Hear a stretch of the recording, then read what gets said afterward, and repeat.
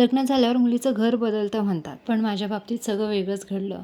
लग्नाआधीच मी माझ्या आईला गमावलं. आई असताना मला कधीच असं वाटलं नाही की मी एकटी आहे म्हणून, पण ती गेल्यानंतर मला सगळ्यांचा खरा चेहरा दिसायला लागला. हसून बोलणारे लोक मागे बोलायला लागले. हा मोठा अनुभव मी घेतला. आई असताना मला कधी दुनियादारी शिकावी लागली नाही, पण आई गेल्यानंतर मी एका दिवसात मोठी झालेच, पण मी एका दिवसात एकटी सुद्धा झाले.